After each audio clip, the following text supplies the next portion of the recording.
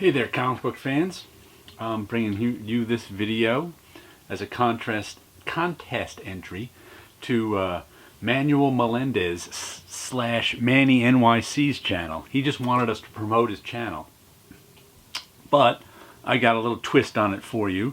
Since one of his handles is Manny NYC, I'm going to show you one of my favorite NYC based comics, which isn't really that hard because most of Marvel Comics are based in New York City.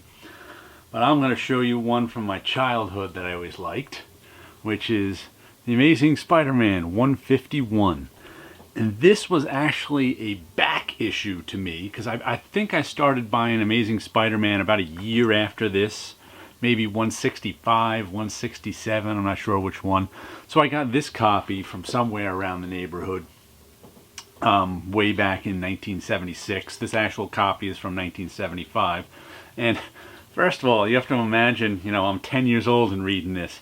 And this is actually the end of the original Clone Saga, in that if you look at in the opening pages, as Spider-Man is coming to some he's dumping a body.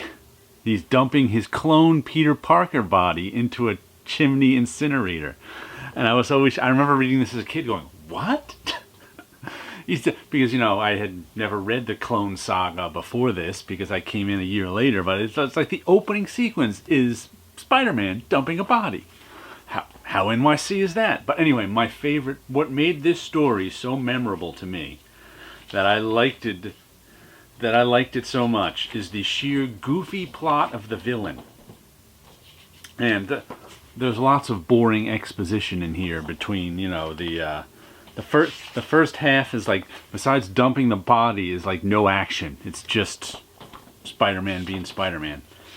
But after that, oh my goodness, there's a lot of, we have page after page of Spider-Man at a party, or Peter Parker at a party. Oh my, I haven't looked at this in a while. So finally, blackouts are happening. Oh no, what's happening in the city?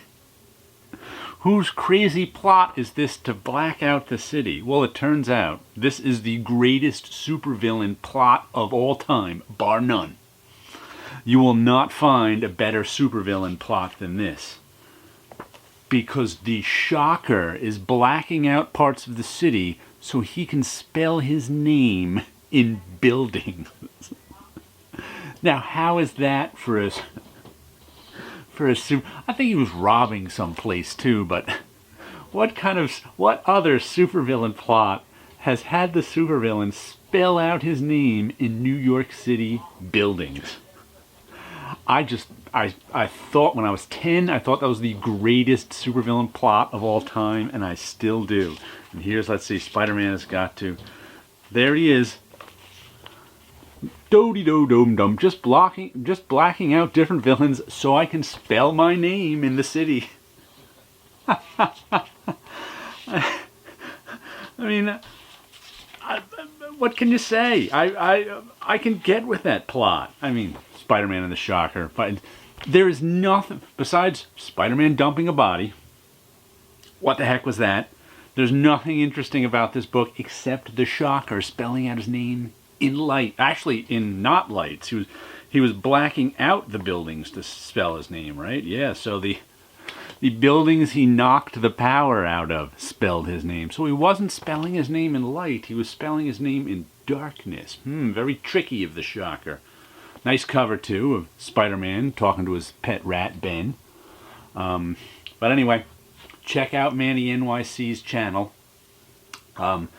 Manuel Melendez. He's I'll put a link down below for you. He's got some nice pickups.